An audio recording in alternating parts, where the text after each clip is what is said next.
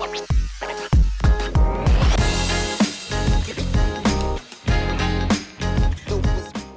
right, welcome back to another episode of the Deep Dig Sports Pod. I'm your host, Drew, with my other host. What's up? It's D. Tough day. Tough day on Sunday. It is a tough week to get through this week. What are your thoughts on that initial loss versus the Chicago Bears? Man, I'm glad we did this today on Wednesday rather than right after the game. I had some choice words for my television. I'm a cool, calm, and collected guy, but when it comes to football, I was highly upset. This was a game that the 49ers should have won. This is a game that was wrapped up. This is a game where the Chicago Bears fans who were sitting there at Soldier Field were actually booing the Bears at one point. And then that they were literally booing them when Dre Greenlaw had that face mask and extended the drive for them. So everything was all but wrapped up except the score. And it felt like the team was dominating. And you look at the scoreboard and you're like, eventually these something's gonna hit, right? And it just never equated to points on the board. So it was just a weird feeling.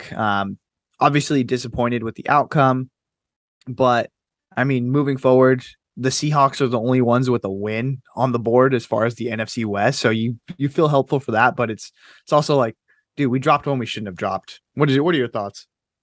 Yeah, it was a weird game because I felt like the whole time watching it, I was like, oh, the 49ers are dominating this game. And I thought Justin Fields played terrible besides like two throws and a couple runs. And Trey Lance, to me, far outplayed Justin Fields. I don't think other than the interception, he didn't really make mistakes. And I felt really good about the team until that second half came and we just started giving up penalties. We're not finishing drives. And then obviously the interception put them in great field position. So I think it was just one of those games where everything went the Bears' way. Sometimes everything falls a certain way for a team. And that's what I think happened. I'm not too worried about the Niners, but definitely would have been great to get an easy win that day where we should have got the win. But I mean, one thing goes wrong and the next thing goes wrong, and it just snowballs into Justin Fields is slip sliding his way into a win. So whatever, man. As far as I'm concerned, next week is week 1 because the Rams lost and the Cardinals lost, and that's who we really care about in the division. And we get to play the Seahawks. And so I'm looking forward to that game. If we start 1-on-1, we're first place in the division again. So, yeah. And I tweeted this out. So if you follow us on Twitter, you've seen this already, but this just felt like a typical, Kyle Shanahan season opener. Take it as you will. I think offensively, obviously Kyle is great.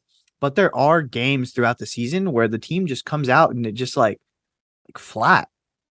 They don't execute well. They feel like, oh man, there's just something missing there. And if you're going to be a big boy, which Kyle is considered one of the top head coaches in the league, you can't drop games like this, dude. You don't see Andy Reid out there just laying an egg. You don't see these other guys like Sean Payton and even LaFleur, the games that LaFleur was supposed to win. LaFleur would win. They got murked this past Sunday, but my point is if you want to be considered a big boy, you got to finish the games where the team's not as talented as you, and the Chicago Bears just weren't. Yeah, definitely we're way more talented. We have superstars on this team. Kittle was hurt. Elijah Mitchell got banged up, but our defense was somewhat healthy with just Jimmy Ward being out. And man, they just kind of shit the bed because of the penalties, man. They kept setting up the Bears to keep going on these drives, and eventually they're going to score. They're an NFL team. And as far as Trey Lance's play, he made a lot of great throws downfield, which Justin Fields didn't make as many good throws downfield as Trey Lance, in my opinion. He had that one where the touchdown throw, not the scramble drill one he did where he threw it across the field, but the other touchdown where he threw it in the middle of the field, kind of a broken coverage. But other than that, I think Trey Lance outthrew him, man. Juwan Jennings, that connection with Trey Lance was amazing. That game was on display. And yeah, I think I just didn't like the play calls from Kyle in the second half.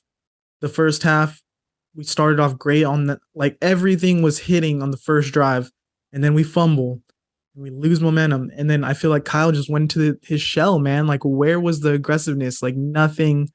We didn't do anything to have some urgency or press the matter against them.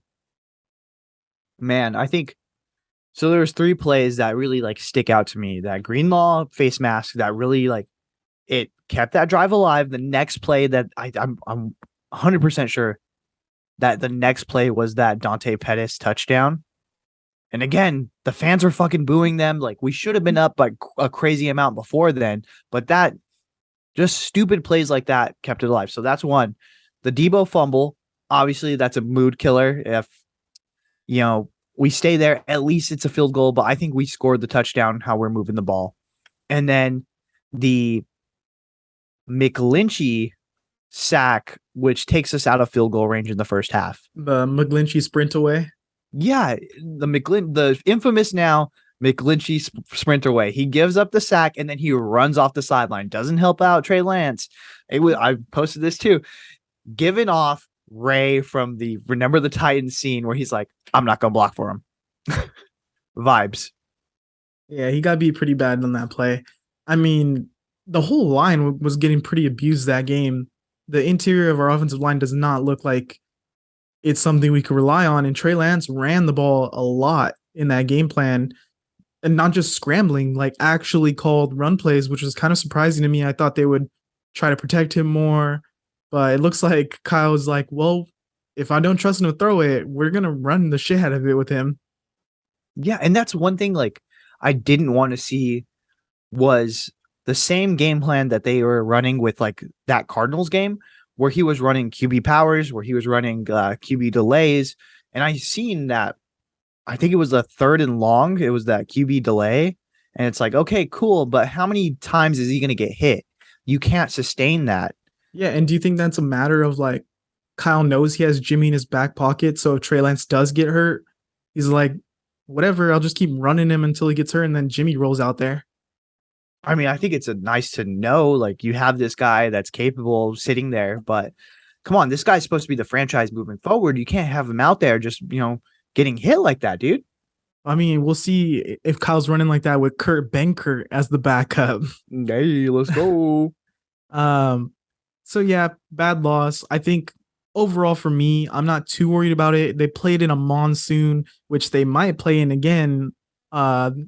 They got reports of really bad weather coming for the Seahawks game, but at least, they had the week 1 experience. So now they'll be used to it, hopefully. And Trey Lance will throw a little bit more than Geno. But overall, I'm not too worried about this loss. I think penalties killed us, a couple broken coverages, and Trey looked good, man, to me. Didn't really make a lot of mistakes. He made some great throws. If we get the run game going more, then I feel really good about us. What do you think?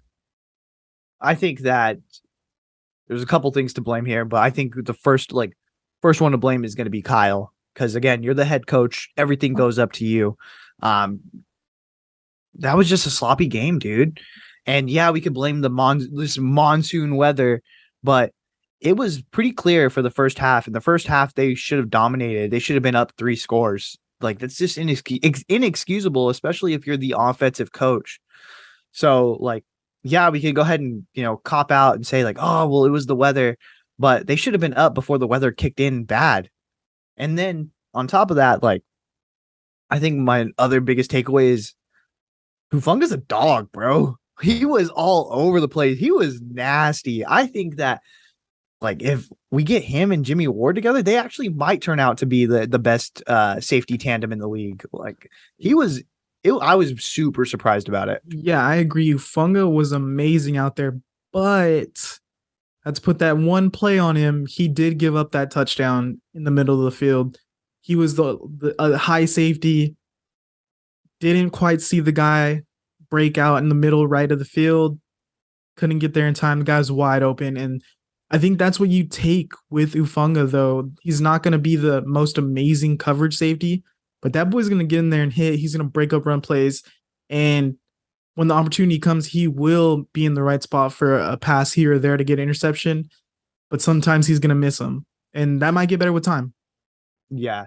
And I think again, it's going to help to have Jimmy Ward pairing because Jimmy Ward could cover field so fast that you feel comfortable with Hufanga, like again playing that like rover position where he's just all over the field. And he was like, he was getting hits, dude. It was pretty nice to see. I was surprised. All right, so wrapping up that Bears game, let's move on. Trey Lance going forward. We have Jimmy G still. People are already calling for Jimmy G to play. What are you looking for in Trey going forward, and what do you expect? So just to one last note on the game, I think you're 100% right. I think that he really did outplay Justin Fields. I liked everything that Trey Lance did besides the pick. And then of course it got really crazy as far as the rain towards the end of the fourth quarter, but he looked good, dude. They had So to put virtual lines on the field. That's how bad it was. it was a mess. It was, yeah. So that aside, you can't even take anything he did in that fourth quarter like seriously. But the rest of the game, he looked pretty good. He had that one pick, but I guess moving forward, I'm not as concerned. I think that I would again like to see less runs from him. I would like to see him, just sit back in the pocket and not have to worry about it. But that interior line is not looking good. Aaron Banks is not looking good. I know I seen someone post that, oh, his like PFF grade, he was like, oh, really good. He only had two pressures. He looked like shit, dude. If you just watched the game, you noticed him and you noticed he was bad. So with that being said, like I would expect in good weather with decent blocking, I'd feel pretty good about Trey Lance moving forward. I think that there's no reason to like, oh, we need Jimmy in there. If Jimmy was in there, Jimmy, first off, is a statue. He has cement cleats.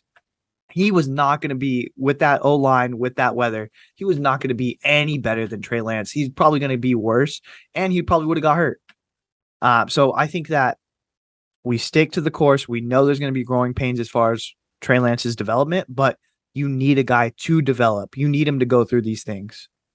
Yeah, I think one of the realest tweets I saw from after the game was someone I don't remember who, but someone tweeted, "I wonder what Trey would have looked like on Sunday if he played all of last season." And that's kind of where we're at. Is Kyle didn't want to commit to him last year, and it worked out because Jimmy got us to the NFC Championship game. But now we're hitting those repercussions of this guy's basically still a rookie, Yeah. and if you're committing to trading up for the number 3 pick and he's a project. But yeah, Kyle didn't want to go through these growing pains last year, and we're going to go through them this year. And if they still were starting Jimmy, we would be going through these next year. Either way, this guy was going to have some games where he struggles or where he just doesn't know how to finish games. And, everything you get as a young quarterback, he's not going to step in and be Patrick Mahomes or Josh Allen like people want him to be. But I feel really good about what I saw. And what I saw is a quarterback that doesn't make a lot of mistakes, a guy that can make some great throws, a guy that can run the ball, and a guy that is a professional at the end of the day. So I'm really looking forward to how he looks compared to week 1 to week 17. Yeah. I mean, you're 100% right. Every young guy eats it every once in a while. You know what I mean? Like Josh Allen's first year, Josh Allen looked like Blake Bortles, but athletic. Look at Joe Burrow. He was on top of the world. He threw 4 picks in this past week. So everyone's gonna have to go through these roller coasters. Even Patrick Mahomes, people were like, "What's going on with Patrick last year?" But he still looked good, So there is just gonna be the learning curve, and it's gonna happen. Guess what? On the actual playing field, not on the practice field. So you just got to go with it. You have to roll with these things, and you have to be prepared to like when like the going gets tough. You have to stick by this guy. There's no going back and forth. You can't Tua this situation and pull him in the fourth quarter and play the vet. You got to let him ride it out. And that's my thing is everyone's like the Jimmy backers are like, we're built to win now. We have to play Jimmy because we're built to win now. I'm like, dude, we already drafted Trey. We can't change that. We want Trey to play so that we're ready to win now, and we're ready to win for the next like 5 years on this guy's rookie contract. That's why I wanted him to play last year, get through all those growing pains, and then this year come in and be ready for a legit season, a legit go at a championship. So I don't know. We can't change the past now. We're at where we're at, and Trey's gonna get better every week. Hopefully, Jimmy to Dallas. Bro, that'd be crazy. But did you see Jerry Jones was talking about like, oh, it's gonna be 4 weeks. It's gonna be 4 weeks. That's I, ridiculous. There ain't no way in their hell. season is over, bro. They didn't look good, and they lost Dak. Their season is over. Yeah, they're gonna Um, roll out Cooper Rush. But yeah, I think again, you can't you can't just rely on Jimmy moving forward, dude. We can't have that. Like you've got to stick with Trey Lance and you've got to make sure that you're setting yourself up. And yeah, we're built to win now, but guess what? The core of the team is actually signed on for multiple years. So we're built for now, we're built for, the next few years. So let's make the most of it, dude. yeah, that's what I'm saying. Like to say we're built to win now, like yeah, we're built to win now, but we're also built to win in the future, and we want Yeah. to set ourselves up for a better future. Like say hypothetically Jimmy plays this year and he takes us to playoffs and we lose. So do we pay Jimmy $20 million to stay on next year? Like what are we doing? Is he walking away for nothing or for the compensatory pick? Um, what does Trey do? Just ride it out another year? Is he Jordan Love at the number 3 pick? That's so like Jimmy has no future here. Why would we go back to him now just so he can leave us next year and Trey Lance hasn't developed at all? Or say we bring him back again and now we have a crazy expensive quarterback room and a number 3 pick just sitting on the bench, wasting away. So tough spot, man. Tough spot. I just play Trey Lance, let him get through it, man. Yeah. That's the way you got to do it. All right. So running back Elijah Mitchell for the 49ers got hurt early in this last game. Jeff Wilson Jr. took over, but the run game pretty much died out with Elijah Mitchell. What are you hoping for moving forward? What do you think is going to happen with this running back room? Man, so Claw Frog, Claw Frog Raw Dogs. Number one running back, Elijah Mitchell's hurt. And for those who don't know, that is my fantasy team. So I'm a big hurt about it. But yeah, I think it was weird to see the run game die off as much as it did because you've seen flashes from Jeff Wilson. I was surprised that they didn't play um, like Debo running back a little bit more. But I know moving forward that they're going to have the battle between Jordan Mason and TDP to see who's going to be that RB2. But I'm expecting a healthy amount of Debo Samuel at the wide back position. I know you said you didn't want to be wide back, but you got paid. Let's go. So I'm expecting it, dude. I think that we're going to see a lot of that. I know they just signed Marlon Mack to the practice squad, but I think it's good. I have a hard time seeing him getting elevated. What about you? What are you thinking? Yeah, I think Debo is going to play a huge role. You got your money, so what's stopping us now from running you into the ground? But I also want to see a lot of Ayuk end arounds, a lot of Ayuk jet sweeps. Like, let's get this guy going, man. He's an athlete. He's really talented. I want to see him get some easy plays. And then as far as the running backs, I'm a Jeff Wilson fan, but I didn't see anything from the guy last game. And you know that I'm a Jordan Mason skeptic. Uh I don't think he's like as amazing as everyone points him out to be, but I will give him credit. He is explosive, and I want to see him against some ones. Let's give Jordan Mason some run. And I'm not just saying that because my fantasy team, Deshaun Watson's lawyers, has picked up Jordan Mason off the waiver wire. So, it wouldn't be the worst thing if Jordan Mason turns out to be our number 1 back like everyone predicted in preseason. So, something to watch out for. But I'm just surprised that another running back didn't get really any play besides Jeff Wilson after Elijah Mitchell went down. You know what I mean? And it was weird to see like when Elijah Mitchell was in there, he looked good, dude. And I really like when they fake that option, like, oh, Trey Lance is going to keep it. Like that makes the defense hesitate, even though it's 100%. It was going to be a run. Wherever Trey Lance goes, you have to like somewhat keep an eye on him. So knowing Kyle Shanahan, that's what he wants to do. That's the bread and butter.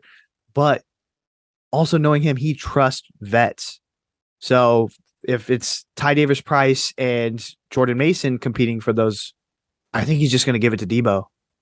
Yeah, an interesting addition with Marlon Mack. I think that's a great pickup. I think he was the best running back available in free agency, and he's a veteran. He's coming off injury, but he's someone that was explosive when he played, and he had his moments. I thought he kind of was a victim of circumstance in a loaded Indianapolis running back room. And then the Texans, who they don't want to commit to any veterans right now. They got really young pieces. Is it Damian Pierce? Damian Pierce? Damian Pierce. That kid is going to be special, I mean, even though he didn't look at week one. Uh, I think Marlon Mack has something left in the tank. He's only 26 years old. He's the guy that by the end of the season, if Elijah's still getting banged up in and out, he could be someone taking all the first team reps. And that's not a stretch to say. We got a lot of twos on this team. We got a couple threes on this team. Marlon Mack is someone who could be that in between 1 and 2 range. So I'm looking forward to him actually hitting the field and getting some run in maybe a week or two. I mean, we'll see, dude. We'll see how much he actually has left in the tank. To be honest, I'm not really expecting much. He got cut from the Texans. He didn't. I thought he looked better in preseason. I think he was getting his explosiveness back, and I was excited to actually see him in Houston as their lead back. But you lose out to Rex Burkhead. I don't know, bud. I don't know. I don't. Could be a contract thing. He was easy to cut. Yeah, easy cut because you just don't want to keep the guy. But if you're tearing it up and they, what I mean, they're like, hey, you know what? We'll pay the extra, what, like $2 million? Like, I doubt Marlon Mack was getting crazy money from the Texans. So I'm just has to, got to put it out there. The Texans didn't want this guy. He might be done. But we'll see if he hits the field. But I would really like to see Kyle Shanahan just open it up. I know today he actually said that he's just going to play the hot hand. And I think he should just roll with that. I think at first, the number one option for him is obviously going to be Debo, but I think we just need him at wide receiver. I would much rather just play one of the young guys and let's see what's going on. Or maybe Jeff Wilson shuts everybody up and he's like, you know what? I can do this. Let me prove I'm RB1. And he goes out there and just puts on a show. I'm really excited to see Davis Price.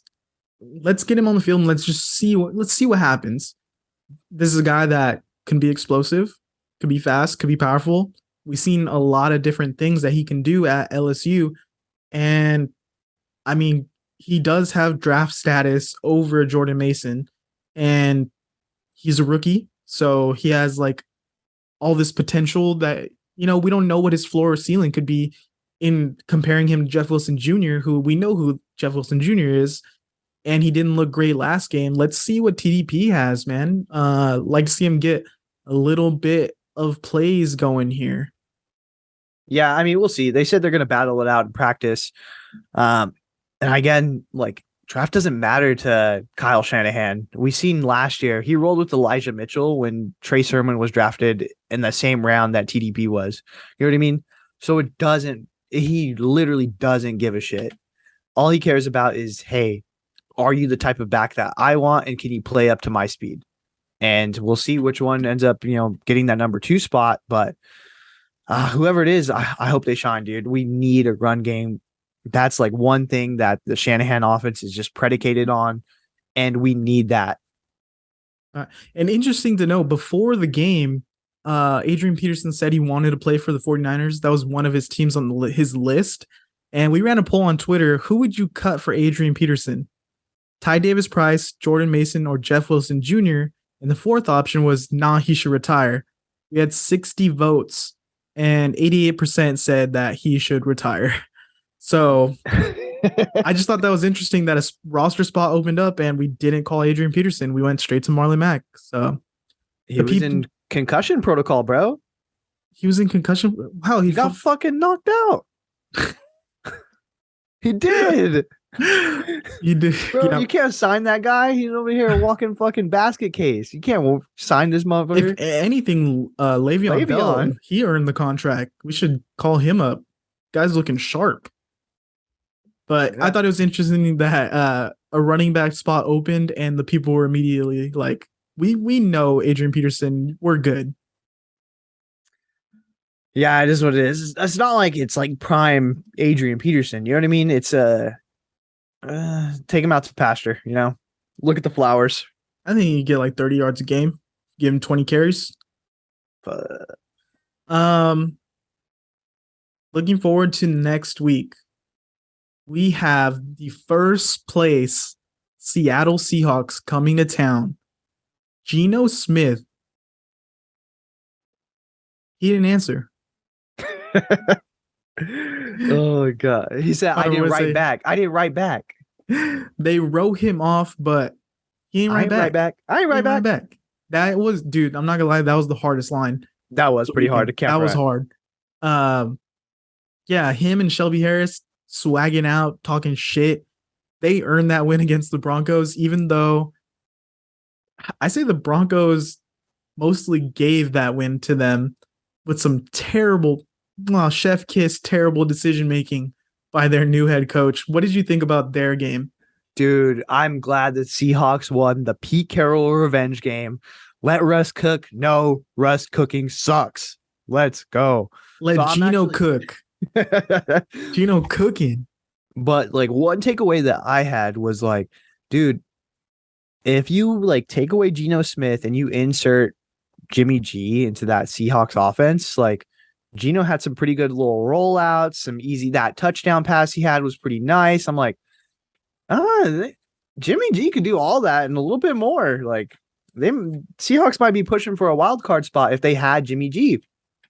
But like again, like this was the Pete Carroll revenge game. You know he wanted this so bad, and they like emptied the fucking tank on this. It was a 1-point game, and they needed 2 like fumbles within the 5-yard line to win it. Like I don't know how and like a questionable decision to end the game too. True. So 4th and 5.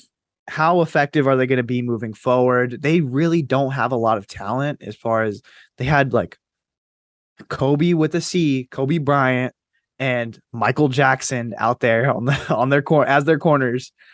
I just don't know like if they're going to be able to compete with the talent that the 49ers have. Yeah, I saw that game as a Pete Carroll is unloading the clip. Geno Smith started what? Was he 10 for 10 to start the game? I think he was something.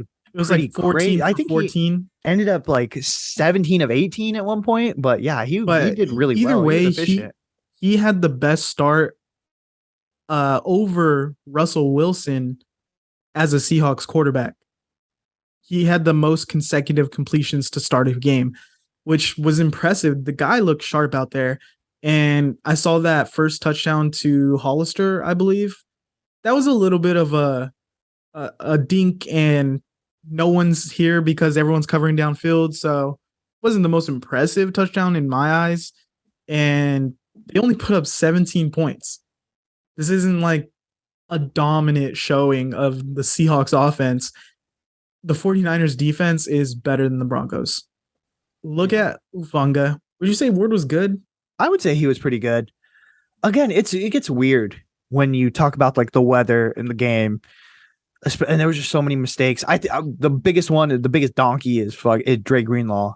So he needs to have a redemption. I had such high hopes for Dre Greenlaw going into this game, and man, he just laid an egg. I think he's going to be better, obviously, but kind of dumb penalties, dumb mistakes given up like that. And you know what, too? I'm not going to let the defensive line slide either. Like, they needed to be better. They started off the first half, like, getting after it, bro. But, like, the second half, I don't even think they had a sack, dude. It was, like, crazy. For long periods of time, there was just no pressure on Fields. And that touchdown to Dante Pettis, you can't give a quarterback that much time.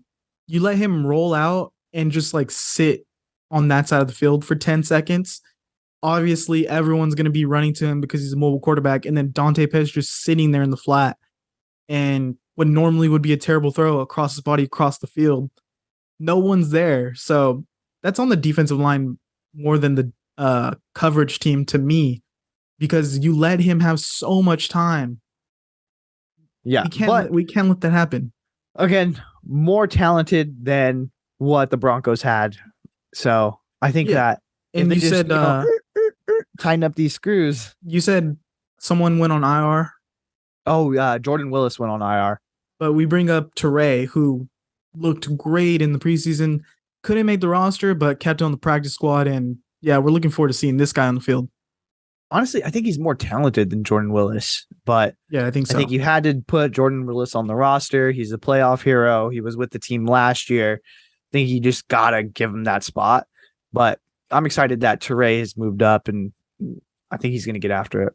Yeah, and as far as the line matchup against the Seahawks, I'm not as scared of them, even though they do have Shelby Harris, who could he could do some damage in the middle of our offensive line. I feel better about that matchup than I did going into this Bears matchup. And our defensive line, I think, is going to be amazing compared to their offensive line again, which is going to be the case most weeks. Going in, we better have the edge because that's our bread and butter right there. But Nick Bosa is going to eat this week. Yeah. And the only thing is, like, this is a Pete Carroll Seahawks team. They don't care who the opponent is, especially if it's in the division. They will scrap. So you cannot make the same mistakes as last week. You cannot keep them in the game. As soon as you hit the field, you have to have the pedal to the metal and let's get a lead. Let's get a lead fast. Yeah, if we play from ahead, I think it's going to be hard to beat this 49ers team because we can run the ball well, and this defense is just going to pin their ears back and come after you every play. Do you think this is going to be a Geno Smith coming out party or a Geno Smith come back to earth situation? I think it's going to be a little bit of a comeback to earth. I think, again, because it was such a big game, because it was Monday Night Football, nationally televised, and you get a little bit of that adrenaline dump. You're one day behind. So I think they're going to come out a little bit flat because they're coming off such a high win. So I think regardless, they're going to have, a little something missing there. So we got to take advantage of that. We got to get off to a fast start and just stick to it. Just press it. Yeah, as far as this game against them coming up, I think me and you talked about it earlier off camera. Different sides of the coin here, where I think Seahawks just had their Super Bowl. Their game against the Broncos was their fucking Super Bowl for the year. They unloaded everything. They blew their load. They're coming in here, gonna be hopefully coming down from a high. The 49ers didn't showcase much plays on offense. Kyle didn't really do anything crazy. He's going to come into this game hopefully hungry to make a statement, and he's ready to unload everything on the offensive side of the ball. So I think it's just a disparity between those two teams where we should have the upper hand, and we have a week's worth of tape now on Geno Smith, which we shouldn't be worried in the first place about Geno, but he had a good game. Credit to him. We have film on him now. Let's see how they do after we, saw what they were able to do week one. Yeah, and I mean, they weren't the deepest in the secondary to begin with, but now they are missing, the high ticket acquisition, as good or as bad as he is Jamal Adams. You know what I mean? Does Jamal Adams have to be like one of the worst trades of all time? It has to be up there, dude. I mean, not just the trade, but the contract and the fact that you can't even really expect this guy, who is a secondary player, who should be like around the ball, at least have some pass breakups, maybe a pick or two. But like, what does he have? Like one interception in his entire career? Like, this is pretty bad, bro. Okay. So the trade turned into Bradley McDougall, who is a starting safety, and Elijah Vera Tucker, a lineman at a USC, and Garrett Wilson at Ohio State. So, and a third round pick. Who did the third round pick become? Doesn't say who the third round pick is. Oh, well. But That's already better than what you have in Jamal Adams. They should just push him down, make him a linebacker. Yeah, because this guy he can't cover. Yeah, Him I mean, against his best trait is being able to rush the passer. How is that your best trait when you're a fucking safety? when we play against them, they want Kittle to play against Jamal Adams. Let's see, in 2020, no interceptions on the Seahawks.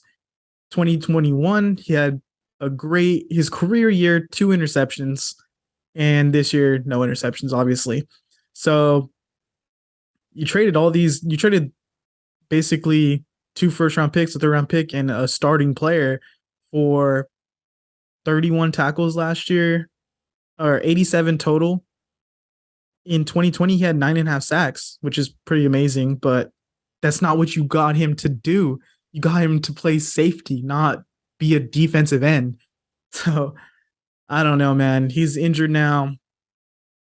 I think to me, what makes it a terrible trade is you didn't have to pay him. Like, if you saw that he's not great at what he's supposed to do, just take the L and don't pay him. But I think they wanted to save face and look like, oh yeah, we gave up all this stuff, but he's still on the team, so we have to pay him what he wants. He's a glue guy. He brings, the atmosphere. He brings that. Which now you look even more dumb because you paid him and he's not even playing. So yeah, but bad marks all around. Yeah, all that to say, I think the 49ers do have a bounce back game. I think they win it. I think Kyle Shanahan has a bounce back game. I think he showcases like, hey, I'm still top dog around here. Yeah, I agree. I think we're looking for a huge bounce back game for the 49ers. Trey Lance gonna look better. Hopefully we find the end zone. Hopefully find the end zone a lot more. Hopefully find the end zone a lot more than we did last game, and the run game gets going to really help out this young quarterback who is trying to play that game manager role. And he looked the part a little bit last week. Everything kind of crumbled around him. So we got to do a better job of like keeping the world together for this guy. And we already took a look at the betting lines. It is ridiculous. Going off of last week, we did not make our bet, but look forward to. We should. Yeah. I'm gonna stop you right there. We should have fucking had it, dude. That was bullshit. The bet was 49ers -7. And again, before half, they should have been up 3 scores. It was ridiculous. They were dominating that entire game. Before you go off, I just want to say this is our full podcast, but we do have now exclusive YouTube content, which will be where we discuss all of our gambling picks for the 49ers. We will be discussing every week going to the game our 49ers diamond pick of the week, one bet on the 49ers. Could be a prop bet, could be cover the spread, could be straight up win, could be against the 49ers. The Seahawks are like plus 300 this week. Am I right? Plus 320. So that, interesting bet there. Gino, what's good? I ain't writing you off. I'm writing a check. But yeah, look forward to that YouTube exclusive content if you're into gambling and you want to bet with us. So go ahead and hit that channel. Go ahead and follow, subscribe, like, comment, all that good stuff. It really helps us as far as the algorithm. Yeah, links in the description as always, and in the information for this show on whatever audio platform you're listening to. YouTube link. Click it. Come make some money with us because we're gonna win the bet next week. I guarantee it. Would you bet on that? All right, man. I think that's all we got for today. Yep, sounds good to me.